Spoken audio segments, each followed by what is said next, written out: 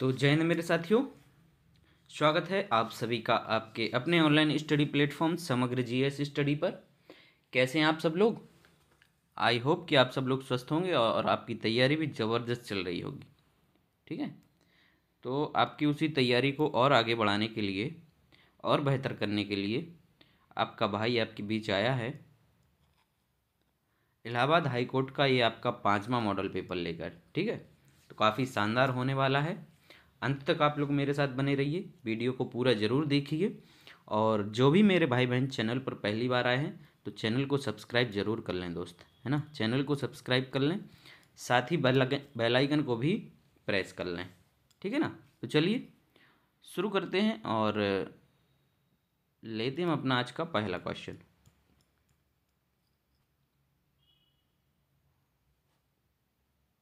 चलिए, तो ये रहा आपका स्क्रीन पर पहला क्वेश्चन। कह रहे हैं कि नीचे दिए गए वाक्यों में कालांकित सर्वनाम का भेद बताइए। ठीक है, सर्वनाम का भेद आपको यहाँ पर बताना है।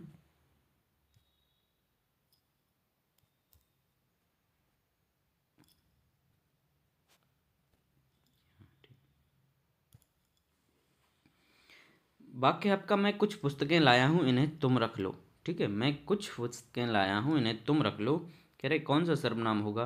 पुरुषवाचक होगा, निश्चयवाचक होगा, निजवाचक होगा या संबंधवाचक होगा? तो आप देख रहे हैं यहाँ पर दिया गया है आपका मैं। ठीक है, मैं जो शब्द है ये आपका आता है पुरुषवाचक में। कौन सा? उत्तम पुरुषवाचक। ये सर्वनाम होगा आपका उत्तम पुरुषवाचक सर्वनाम। राइट आंसर होगा मेरे दोस्तों यहाँ पर ऑप्शन नंबर ए। ठीक है, चलिए दूसरा क्वेश्चन देखते हैं। दूसरा है कि निम्नलिखित पंक्ति में अलंकार बताइए। अलंकार बताना है। काफ़ी फेमस ये उदाहरण है, कई बार पूछा जाता है।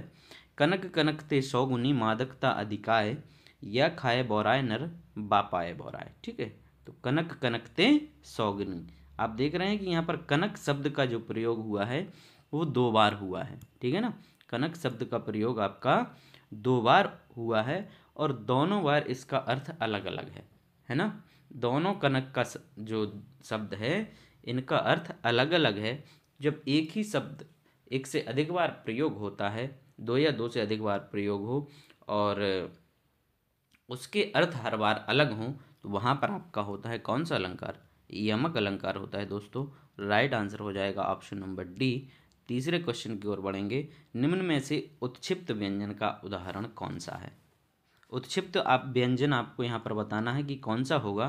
तो राइट आंसर है हमारा यहाँ पर ऑप्शन नंबर ए। ठीक है, उत्क्षिप्त व्यंजन में आपका एक ये भी आता है। ठीक है, तो ये दोनों व्यंजन जो हैं आपके उत्क्षिप्त व्यंजन कहलाते हैं। नेक्स्ट क्वेश्चन देखिए। निम्न में से कौन सा वाक्य व्याकरणिक दृष्टि से शुद्ध है? कह रहे हैं कि ऑप्शन ए कह रहे हैं कि कमीज तो सिल गया लेकिन बटन नहीं टंका है। कश्मीर के प्राकृतिक सौंदर्यता पर कौन मुग्ध ना होगा? कश्मीर की प्राकृतिक सौंदर्यता होना चाहिए था। ठीक है, कमीज तो सिल गया नहीं, सिल गई होगी यहाँ पर, तब सही होता। इसलिए ये दोनों तो आपके खत्म। किसी ने मेरी पुस्तक देखी, किसी ने मेरी पुस्तक देखी। ठीक है, तो ये आपका ऑप्शन नंबर सी जो है वो बिल्कुल करेक्ट हो गया। ठीक है, कौन सा? ऑप्शन नंबर सी यहाँ पर बिल्कुल करेक्ट हो गया। चलिए भाई नेक्स्ट क्वेश्चन देखेंगे। कह रहे हैं कि खड़ी बोली के सर्वप्रथम कवि कौन माने जाते हैं? खड़ी बोली के सर्वप्रथम कवि कौन माने जाते हैं? तो खड़ी बोली के जो प्रथम कवि माने जाते हैं साथियों, वो माने जाते हैं आपके अमीर खुसरो। इसलिए यहाँ पर हमारा ऑप्शन नंबर बी जो है वो एकदम करेक्ट हो जाता है। अगला क्वेश्चन देखते हैं। चलिए भैया, निम्नलिखित में से कौन सा वक्तव्य सही है? तो ये क्वेश्चन आपका रिपीटेड हो गया, करा दिया था, पहला वाला सेट देखा होगा तो आप समझ गए होंगे। इसका जो है डी आंसर होता है। ठीक, और सातवां है कि अलॉटमेंट का पारिभाषिक शब्द है। ठीक है, तो अलॉटमेंट का जो पारिभाषिक शब्द होता है आपका हिंदी में वो होता है आवंटन। क्या होता है? आवंटन। वी यहाँ पर हमारा एकदम राइट आंसर हो जाएगा। 8वां क्वेश्चन देखिए, 8 से 9 के लिए आपका यहाँ पर निर्देश दिए गए, पढ़ते हैं। निम्नलिखित शब्दों के आगे 4 शब्द दिए गए, इनमें से उचित समानार्थक पर्याय चुनकर आपको चिन्हित करने हैं। यानी इनका समानार्थी शब्द बताना है। कह रहे कि दूध का समानार्थी क्या होगा? खीर होगा? नहीं होगा भाई। पेय होगा? ये भी नहीं होगा। नवनीत होगा? ये भी नहीं होगा। दूध का समानार्थी होता है आपका दुग्ध होता है, स्तन्य होता है। राइट आंसर यहाँ पर हो गया ऑप्शन नंबर डी। आगे बढ़ेंगे। 9वां क्वेश्चन कह रहे कि हाथ, हाथ का समानार्थी क्या होगा? तो हाथ का समानार्थी ये कह रहे पाणी, अग्रांग, मकर या अंगुलीमान। तो आपने देखा होगा शादी के कार्ड पर पाणी ग्रहण संस्कार, पाणी ग्रहण संस्कार मतलब हाथ दिया जाता है उसमें, है ना। तो हाथ देने वाला संस्कार। राइट आंसर हो गया आपका ऑप्शन नंबर ए। चलिए नेक्स्ट। अनुकूल शब्द का विलोम शब्द है अनुकूल। अनुकूल का विलोम क्या होगा? काफ़ी इजी क्वेश्चन है, सब मार देंगे फटाक से। प्रतिकूल होता है। राइट आंसर हो गया ऑप्शन नंबर ए। चलिए भैया अगला देखते हैं। यदि वीडियो अच्छा लगता है दोस्त लाइक ज़रूर कर दिया करें। आप लोग देखने आते हैं पर वीडियो को लाइक नहीं करते हैं, है ना। और कमेंट करके भी ज़रूर बता दिया करें ताकि हमें भी लगे कि हमारे द्वारा जो कार्य किया जा रहा है उससे किसी को फ़ायदा पहुंच रहा है कि नहीं भी पहुंच रहा है। ठीक। कह रहे कि आगे डॉट डॉट पीछे खाई। तो ये काफ़ी फेमस मुहावरा है, सभी लोग जानते हैं। बच्चा बच्चा इसको जानता है। आगे कुआ पीछे खाई, है ना। मुसीबत में पड़ जाना, दोनों ओर से हर तरफ से मुसीबत में पड़ जाना। चलिए नेक्स्ट है। चोर की दाढ़ी में तिनका लोकोक्ति का सही अर्थ है। चोर की दाढ़ी में तिनका, ठीक है। तो चोर की दाढ़ी में तिनका अर्थात जो दोषी व्यक्ति होता है वो सदा कैसा रहता है? भयभीत रहता है या डरा हुआ रहता है। तो यहाँ पर चोर का स्वयं डरना, ये इस लोकोक्ति का सही अर्थ हो जाता है। करेक्ट आंसर हो गया मेरे दोस्तों ऑप्शन नंबर ए। चलिए भाई अगला देखते हैं। कह रहे इंद्र शब्द का समानार्थी शब्द है। इंद्र शब्द का समानार्थी क्या होगा? कौन सा होगा? पंचबाण होगा? नहीं होगा भाई, है ना। पंचबाण नहीं होगा, पिनाकी भी नहीं होगा, मनोज भी नहीं होगा। इंद्र का जो होता है वो शक्र होता है। तो यहाँ पर सी हमारा एकदम करेक्ट आंसर हो गया। Next question. निम्नलिखित में शुद्ध वाक्य बताना है आपको। कह रहे कि भक्तों की सेना जा रही है। भाई भक्तों की सेना थोड़ी ना होती है, भक्तों की क्या होती है? मंडली होती है। इसलिए हमारा जो राइट आंसर होगा वो ऑप्शन नंबर बी हो जाएगा। आगे बढ़ते हैं, है ना। कितने शानदार क्वेश्चंस यहाँ पर आपको लेके आया हूँ। चंद्रोदय में संधि है। चंद्रोदय में कह रहे कौन सी संधि होगी? तो चंद्रोदय में दीर्घ, गुण, वृद्धि या यण, कौन सी होगी बताइए साथियों। तो चंद्रोदय में आपकी संधि होगी यहाँ पर, कौन सी होगी? गुण संधि होगी। राइट आंसर हो जाएगा ऑप्शन नंबर बी। कौन सी होगी साथियों? गुण संधि होगी। आगे बढ़ते हैं। निर्विवाद में कौन सा समास है? निर्विवाद में, तो निर्विवाद में जो समास है हमारा मेरे दोस्तों कौन सा होगा यहाँ पर? वो अवयवी भाव है। राइट आंसर हो गया ऑप्शन नंबर बी, अवयवी भाव समास। आगे बढ़ेंगे। चलिए भैया 17वां क्वेश्चन है कि उत्कर्ष का विलोम है। उत्कर्ष का विलोम क्या होगा? अपकर्ष होगा, परामर्श, संघर्ष या विमर्श। तो उत्कर्ष का जो विलोम होता है साथियों वो होता है अपकर्ष। क्या होता है? अपकर्ष होता है। करेक्ट आंसर हो गया हमारा ऑप्शन नंबर ए। चलिए भाई नेक्स्ट क्वेश्चन देखेंगे। जिसके द्वारा अभियोग लगाया गया हो के लिए एक शब्द है, ठीक है। जिसके द्वारा अभियोग लगाया गया हो, है ना, क्या कहा जाएगा? अभियुक्त। अभियुक्त तो वो कहलाता है जिस पर लगा हो अभियोग, है ना। जिस पर अभियोग लगा हो उसको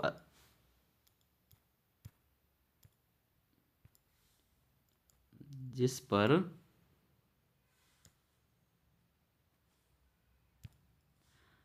पर अभियोग लगा हो,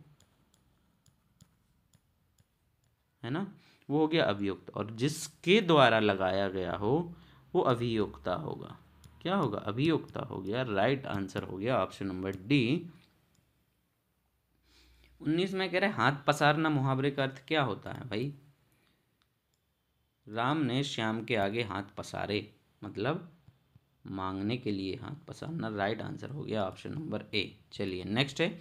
आदित्य का पर्यायवाची नहीं है। आदित्य का दिवाकर होता है, दिनकर होता है, भास्कर होता है, क्या नहीं होता है? दीपक नहीं होता है भाई। राइट आंसर हो गया यहाँ पर ऑप्शन नंबर ए। 21वां देखते हैं। शुद्ध वर्तनी छाटिए। बताइए यहाँ पर शुद्ध अनुग्रहित कैसे लिखा जाता है? अनुग्रहित कैसे लिखा जाएगा? शुद्ध वर्तनी बताइए, है ना। कई लोग इसको मार देते हैं, तो ये दोस्त गलत है। राइट आंसर जो है हमारा वो है ऑप्शन नंबर ए। अनुग्रहित की जो सही वर्तनी होती है अनुग्रहित ऐसे लिखा जाएगा। चलिए आगे बढ़ेंगे। 22वां क्वेश्चन कह रहे हैं कि शुद्ध वाक्य चुनिए। माँ बच्चे को दूध धाएं से पिला रही है। ये तो गलत ही हो गया, दूध धाएं से पिला रही नहीं है, माँ बच्चे को दूध धाएं से पिलवा रही है, ये सही हो जाएगा। ठीक है, तो बी हमारा यहाँ पर बिल्कुल करेक्ट आंसर है साथियों। अगला क्वेश्चन देखेंगे, कौन सा शब्द पुल्लिंग है? दया, मुझे उस पर दया आ गई, तो ये तो स्त्रीलिंग हो गया। घटना, घटना घटी, ये भी स्त्रीलिंग हो गया। घटना या दुर्घटना दोनों आपके स्त्रीलिंग में, जड़ता भी आपका स्त्रीलिंग में, बुढ़ापा आता है, आती नहीं है बुढ़ापा, है ना। तो डी हमारा यहाँ पर बिल्कुल करेक्ट आंसर होगा। 24वां देखते हैं, अध्यापिका में प्रत्यय है। अध्यापिका में प्रत्यय का क्या होगा? का होगा, पिका, आई का या इका?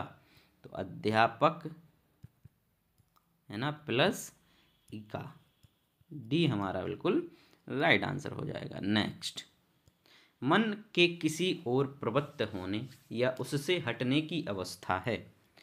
मन का या मन के किसी और प्रवृत्त होने या उससे हटने की अवस्था क्या है? कह रहे कि चंचलता है, मनमोहक है, मनोवृत्ति है, या मनोदौर्यबल बल्य है। मनोदौर्यबल है, तो बताइए भाई, शानदार क्वेश्चन है, आप लोग बताएं इसका आंसर क्या होना चाहिए। करेक्ट आंसर है इसका हमारा ऑप्शन नंबर सी, मनोवृत्ति कहा जाता है इसके लिए। राइट आंसर हो गया ऑप्शन नंबर सी, है ना। चलिए, तो ये हमारे हिंदी के यहाँ पर सारे हो गए कंप्लीट। अब हम लोग जी के जीएस देखते हैं। चलिए भैया देखते हैं, बहुत अच्छे अच्छे क्वेश्चन हैं दोस्त, बने रहिए अंत तक, बीच में छोड़कर कतई ना भागें, आपको ही नुकसान होगा। और पता नहीं कौन सा क्वेश्चन कब कहाँ आपको किस एग्ज़ाम में देखने को मिल जाए, तो रील देखने में आपको नुकसान होगा, लेकिन यहाँ आप बने रहेंगे तो ज़रूर आपको कुछ ना कुछ मिलेगा यहाँ से, है ना। चलिए भाई क्वेश्चन पढ़ते हैं। कह रहे हैं कि नगद आरक्षण अनुपात तथा खुले बाजार की संक्रियाओं में विचरण किसके साधन हैं? नगद आरक्षण अनुपात तथा खुले बाजार की संक्रियाओं में विचरण करना किसके साधन है? तो ये जो हैं आपके मौद्रिक नीति के हैं। राइट आंसर होगा दोस्तों ऑप्शन नंबर ए। दूसरा क्वेश्चन देखते हैं, यानी 52वां है, निम्नलिखित में से कौन से विषय हमारे संविधान की समवर्ती सूची में शामिल नहीं है? समवर्ती में, ठीक है, तो समवर्ती में केंद्र और राज्य दोनों मिलकर, है ना, दोनों के उस पर कानून बनाने का अधिकार होता है, दोनों के विषय होते हैं, है ना, वो लोग दोनों उसमें हस्तक्षेप कर सकते हैं। तो आपका इसमें से समवर्ती सूची के अंतर्गत कौन सा शामिल नहीं है, ये बताना है हमें, है ना। तो शेयर बाजार तथा F&O होता है जो, वह भी फ्यूचर्स बाजार, ये आपका संघ सूची के अंतर्गत आता है, ये समवर्ती में नहीं आता है। किस में आता है? संघ सूची के अंतर्गत। तो बी हमारा यहाँ पर बिल्कुल करेक्ट आंसर हो जाएगा। अगला क्वेश्चन देखिए, सिंधु घाटी सभ्यता की लिपि कौन सी है? सिंधु घाटी सभ्यता की लिपि पूछ रहे हैं कि कौन सी है। कह रहे कि तमिल है, नहीं है भाई, खरोष्टी भी नहीं है, ब्राह्मी भी नहीं है, मतलब अज्ञात है, ये स्पष्ट नहीं हो पाया कि ये लिपि कौन सी है। करेक्ट आंसर हो गया हमारा ऑप्शन नंबर सी। 54 देखते हैं, सत्याग्रह के 3 प्रमुख स्वरूप कौन से हैं? सत्याग्रह के 3 प्रमुख स्वरूप कौन से हैं भैया? तो कौन से होते हैं? एक तो होता है कि असहयोग, दूसरा सविनय अवज्ञा, और तीसरा होता है बहिष्कार। ठीक है, तो ये आपके 3 प्रमुख इसके स्वरूप होते हैं किसी भी सत्याग्रह के। राइट आंसर हो गया ऑप्शन नंबर बी। आगे बढ़ते हैं भैया, कह रहे हैं कि 55वां क्वेश्चन, राष्ट्र को किस अनुच्छेद के अंतर्गत यह अधिकार प्राप्त है कि वह वित्तीय आपातकाल लागू कर दे? ठीक है, तो वित्तीय आपातकाल की बात यहाँ पर की जा रही है ना। तो आर्टिकल 360 के तहत वित्तीय आपातकाल लागू किया जाता है। बाकी 356 के तहत क्या होता है, ये आप लोग कमेंट में ज़रूर बताएंगे। नेक्स्ट है, मोहम्मडन एंग्लो ओरिएंटल कॉलेज की स्थापना किसने की थी? मोहम्मडन ओरिएंटल कॉलेज MO नहीं, ये था आपका Mohammad Anglo Oriental college MAO। ठीक है, इसकी स्थापना कह रहे हैं कि किसके द्वारा की गई थी? तो ये की गई थी आपका सर सैयद अहमद खां के द्वारा। ठीक है, सर सैयद अहमद खां के द्वारा की गई थी इसकी स्थापना। राइट आंसर हो गया ऑप्शन नंबर ए। 57 कह रहे हैं कि मोहम्मद गौरी ने मेरठ पर आक्रमण कब किया था। क्वेश्चन ही गलत है भाई, मेरठ पर तो आक्रमण कभी नहीं किया मोहम्मद गौरी ने।